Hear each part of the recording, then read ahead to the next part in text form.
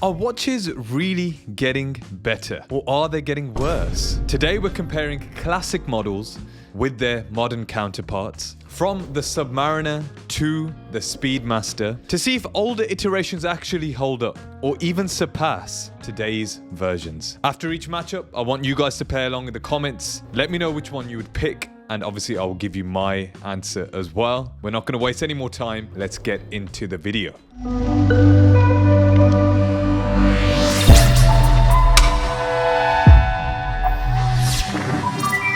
So, of course, we had to start off with the Rolex Submariner, the classic versus the modern. We've got the classic reference 16610 versus the modern 126610. Now, the classic Submariner, 40mm, aluminium bezel, tritium lume, slimmer, wearable, timeless. Whereas the modern, a little bit chunkier, 41mm, ceramic bezel, chromalite lume, better movement, high accuracy, and it's obviously slightly more robust. I just want to touch upon this subject as well. A lot of the newer versions of the watches, of course, going to have better movement, better build quality, maybe even better specs. And so in certain cases, we may see that that is enough to pick the new version of the watch, but in certain cases, for me, it is not. So let's talk about the pros of the classic version of the Submariner. It's slim, it's iconic, it's got that nostalgic charm, whereas the cons, obviously, the lume isn't great now anymore. Older movement, a little bit of a janky build quality with regards to the bracelet. I think 90s and 80s Rolex bracelets are infamously terrible. Now let's talk about the pros of the modern version.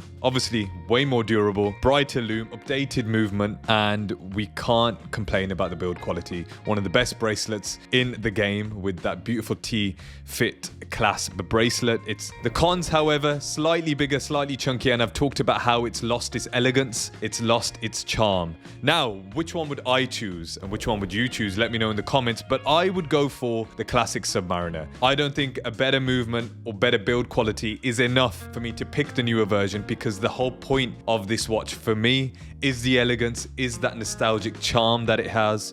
And so I have to go with the classic. I think it's such a classic reference. It's great. It's just a lot more wearable. The aluminium bezel as well. There's a certain charm to it which I just can't pick the newer version over it. Let me know in the comments if you agree or not. Now, if you're still watching this video, please do consider liking, subscribing, and hitting the bell icon, because it does really help the channel. And now I've heard about this new thing about hyping a video. I don't know how you do it, but if you know how to do it, I'm sure it will help the video as well. Moving on to the second watch, the Omega Speedmaster Professional Moon Watch. The classic reference being the 3570.50, and Omega with their terrible references for their newer models. I don't really even want to say this. I want to pick the older version just because of the reference number at this point. Honestly, Omega, why does it have to be so long? The 31030425001001. What the hell is even that? Tell me the justification of having such a long reference point. Now, the classic, I'm going to call the classic and the modern, just to speed things up, has the Hezolite crystal manual wide movement, 42mm in diameter. It's NASA certified, whereas the modern version has a sapphire crystal. You still can get the Hezolite, from my understanding, improved coaxial movement, and it's META certified. Now, this is where, for me, where the classic is involved, it's a little bit more lightweight. It obviously has the vintage vibe and a true moonwatch feel, authentic moonwatch feel. It has an older movement, of course, less robust, with the modern having those similar, I guess, pros, where it's got the scratch resistant sapphire, updated bracelet as well, which might add is very, very comfortable, improved accuracy with the movement. I would pick the modern Submariner. Now for me, I would pick the modern Seamaster. Now for me, I would pick the modern Speedmaster. Third time lucky. Now, the reason for that is because the proportions are fairly similar with the 42mm diameter case. And in this case, the modern movement, the movement is unbelievable in this watch. And that bracelet is a lot more comfortable. So for me, the modern version wins. But I understand the purists out there would want the Hezolite crystal. But you can still get the Hezolite crystal if that's where, you know, you draw the line. Let me know in the comments, are you team classic moonwatch or modern upgrade? Now, moving on to the third watch, which I don't talk about very often. It's the Rolex GMT-Master 2. Now, I'm talking about specifically the Pepsi with the blue and red bezel, and the two references here are the 16710 versus the 126710 Pepsi. Now, of course, with the classic version, you get a slimmer case, aluminium bezel insert again, classic Jubilee or Oyster bracelet, and of course with the newer version, a ceramic bezel, updated movement, and a better bracelet. Now again, you get vintage proportions, and if you love the vintage aesthetic of the bezel fading with that aluminium bezel, which a lot of people do, I actually see the appeal of it. However, they're both 40mm diameter cases again, so you're not getting huge differences with the modern version, but there's such a cool sporty look about the modern version of the GMT-Master 2. I think the new Pepsi is going to be, it's still iconic as the original references from the 60s and 70s. Because it has a new movement with the GMT Quickset, you know, I feel like I would pick the modern version of this watch. Let me know in the comments if you'd go for the classic or not. But I think this boils down to the aesthetics. If you prefer the faded look of the aluminium, yes, I think slightly thinner case as well, but diameter staying the same at 40mm. Now, moving on to another Omega watch, unfortunately with ridiculously long references, the Seamaster Diver 300 meters. Reference 2254.50 versus, drumroll, 210-3042-2001-001. Touching on the classic, the 41mm steel aluminium bezel, simple tool watch design. Modern is the ceramic bezel, upgraded movement, slightly more polish and slightly bulkier as well because of that new movement. I've always talked about 90s Seamasters holding up to the modern Seamasters with regards to build quality. I've got the 90s Seamaster on right now, Piers Brosnan 1994, and I have been hands-on with the new steel variants of this watch. There's not much difference. And it's crazy to say a 90s watch is on par with a watch from 2025, 2024, but it just is a testament to Omega's build quality. I would pick, without going into any details here, the nostalgia, the Seamaster from the 90s. For me, they're iconic, and as I said, here with the build quality, the movement's good enough for me. I've had no problems with this watch on my wrist. It has to be the 90s, the classic. It was an easy choice for me, this one was, because I am living proof of going out and getting a 90s as opposed to a modern version of the Seamaster. And by the way, it's cheaper. It's half the price. The new Seamasters now are like £5,000 to £6,000. Costs are just getting ridiculous, I have to say. Moving on to a beauty. One of my favorite watches. By the way, if you don't follow me on Instagram, go follow me on Instagram. Look, I have to promote myself in these videos. Look, I'm sorry. Rolex Explorer, the 1016 versus the modern, either the 124270 or the 124273. I don't care which one. This one's a tough one. This one is a really tough one. The classic Rolex Explorer 1016 is a 36mm simple black dial tritium lume manual / automatic movement depending on the year.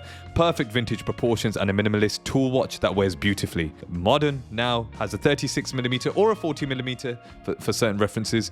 Updated movement, chromolite lume and a slightly beefier case. This is really tough for me. Really tough for me because the 1016 with regards to proportions and aesthetics wins all day long. But because we're talking about a vintage reference that is fairly old, there's all the headaches of owning a vintage watch that comes along with it. And a lot of you have mentioned in the comments down below the costs of owning a vintage watch. I have a 1965 Breitling Top Time. I know it's very scary because it's when it comes to servicing, when it comes to, you know, build quality, of course it's going to be inferior compared to the newer versions. And I love the newer versions of the Rolex Explorer. I'm hopefully going to pull out a vlog of me watch shopping in London, looking for the best Rolex Explorer. And the new reference, the 36 or the 40mm for me, the dial is beautiful still. And even the 39mm Mark II version of the watch is beautiful. Proportions are great. And this is a really difficult choice. I think for me, for longevity, I would like to create my own story with my Rolex Explorer. So I probably would be edging towards the modern version. 1016 is just an ultimate classic. I love it. I love the aesthetics. And if money was no object, I'd probably go out and buy a 1016, I have to say. It's more expensive, around the £10,000 to £12,000 mark to get this watch, but it's because it's a classic. It's just unbelievable. I tried one of these on in France when I went to Paris, and he said it was 20,000 euros, I think, which was ridiculous. I was like, I haven't got that much money, but it was great to try it on. I'll try and put a picture of that up in the video, but a great watch. Now, moving on to a classic AP Royal Oak. We've got the vintage jumbo versus the modern jumbo.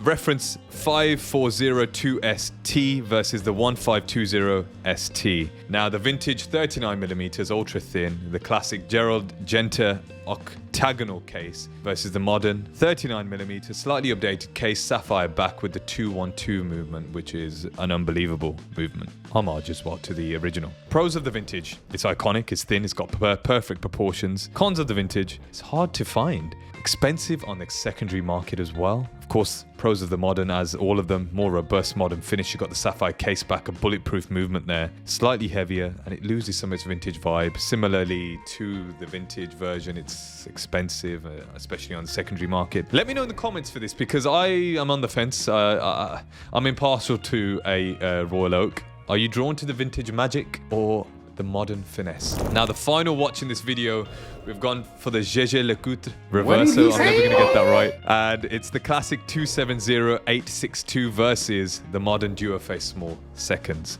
Now, the classic manual wind, simple silver dial versus the Duoface, which has dual time zones as a result of the Duoface, black and white reversible dials. Do you go for the perfect proportions of vintage elegance, the slimness of the case, manual wind, single function, or do you go for the Duoface with the updated finishing, more versatility because of the double face that it has, slightly bigger, and loses some of his minimalism? I would go for the new version of the watch. However, it's stupidly priced. It's so expensive now, but the added versatility, I would go for the modern versatility over the vintage elegance. I think, you know, vintage reversals are brilliant, don't get me wrong. I mean, you could go for a vintage Reverso Duoface.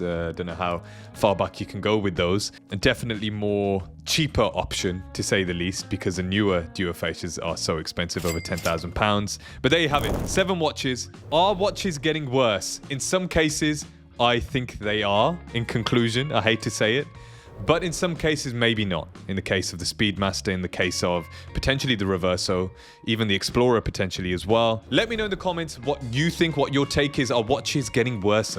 Are they going away from their originality? Are they going away from what made us fall in love with watches in the first place? I want to know. Let me know in the comments as usual. And of course, if you've enjoyed the video, please do like, subscribe, hit the bell icon. I've been Jag from Jags Watches, and I'll see you in the next one. Peace.